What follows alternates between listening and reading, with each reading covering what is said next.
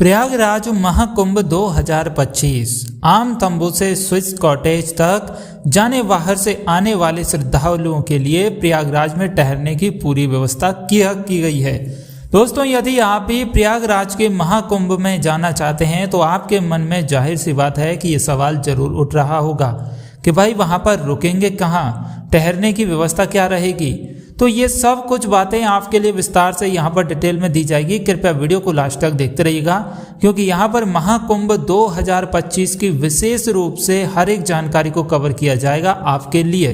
कुंभ मेला या महाकुंभ जैसे विशाल आयोजनों में लाखों करोड़ों श्रद्धालु शामिल हो रहे हैं और उनकी ठहरने की व्यवस्था के लिए कई स्तरों पर काम किया गया है। सरकारी प्रयासों के साथ साथ सामाजिक संस्थाओं, आश्रमों और स्थानीय लोगों द्वारा भी मदद की जाती है। जो लोग होटलों और लॉज का खर्च उठा सकते हैं उनके लिए कई विकल्प उपलब्ध हैं। वहीं जो लोग ऐसा नहीं कर पाते हैं वे अक्सर अपने रिश्तेदारों, धार्मिक संस्थाओं या आश्रमों में ठहरते हैं, जहां उन्हें निःशुल्क आवास और भोजन मिलता है। स्थानीय लोग अपने घरों में भी देते हैं रहने और खाने की सुविधा। दोस्तों, महाकुंभ में खास तौर पर कल्पवासियों का बड़ा योगदान होता है। कल्पवास करने वाले श्रद्धालु तंबुओं में रहते हैं और उनके साथ उनके रिश्तेदार और परिचित भी ठहरते हैं। प्रयागराज के पंडे, पुरोहित और संत समाज के लोग भी तंबुओं में आम श्रद्धालुओं के लिए रहने के आवास और भोजन की व्यवस्था बहुत ही मामूली किराए या निःशुल्क करते हैं।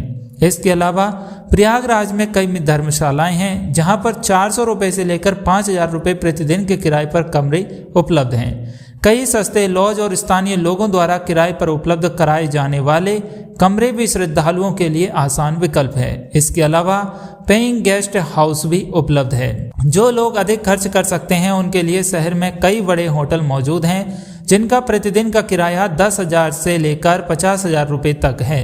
वहीं मेला क्षेत्र में टेंट सिटी बनाई गई है जहां ठहरने की सुविधा 1500 रुपये से लेकर 35,000 रुपये रोजाना तक में मिलती है।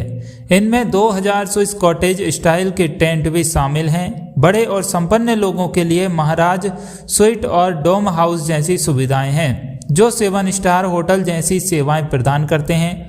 हालांकि आम श्रद्धालुओं के लिए कल्पवास और धार्मिक आश्रमों में ठहरना अधिक किफायती और सुविधाजनक रहता है। भारतीय रेलवे ने टेंट बुकिंग की सुविधा अपनी आधिकारिक वेबसाइट पर भी शुरू कर दी है।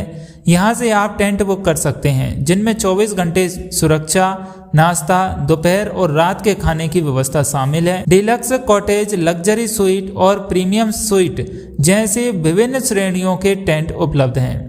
स्नान क्षेत्रों तक पहुंचने के लिए शटल सेवा और बैटरी चालित गाड़ियां भी उपलब्ध हैं जिससे बुजुर्गों को परेशानी नहीं होगी। वहीं प्रयागराज पहुंच रहे हर किसी के लिए होटल की सुविधा उपलब्ध नहीं हो सकती, इसीलिए यूपी सरकार ने यहां ठहरने के लिए अलग अलग व्यवस्थाएं की है। इससे दूर दराज से आने वाले श्रद्धालुओं को ठहरने में किसी भी तरह की कठिनाई का सामना नहीं करना पड़ेगा। तो दोस्तों, आप चाहे तो होटल में रुक सकते हैं, आप चाहे तो धर्मशालाओं में रुक सकते हैं, आप चाहे तो कल्पवास में रुक सकते हैं, आप चाहे तो टेंट लेकर रुक सकते हैं, आप चाहें तो भारत सरकार ने जो निवास गृह बनाए हैं उनमें रुक सकते हैं, आप चाहें तो किसी भी अखाड़े के माध्यम से आप वहां के टेंट में रुक सकते हैं। साधु संत महात्माओं से बात करिए और उनका जो भी पांडाल है उसमें भी आप निवास कर सकते हैं। तो जैसा आपको उचित लगे उस हिसाब से आप व्यवस्था कर सकते हैं, लेकिन आपको परेशानी नहीं आने वाली है। बस थोड़ा सा चल फिर के आपको बात करनी होगी तो आपका ये कार्य संपन्न और सफल भी हो जाएगा। क्योंकि जब करोड़ों जनसंख्या में श्रद्धालु वहां पर पहुंचेंगे तो उनको किसी न किसी बात की व्यवस्था तो की गई होगी। हर तरीके से हर सुविधा का विशेषकर ध्यान दिया है वहां की भारत सरकार ने, हमारी भारत सरकार ने।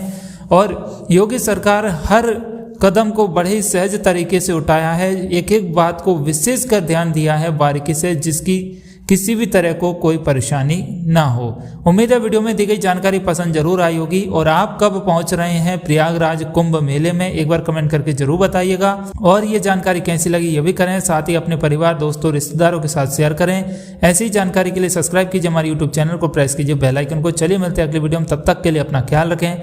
जय गंगे मैया, हर हर गंगे मैया, जय श्री राम।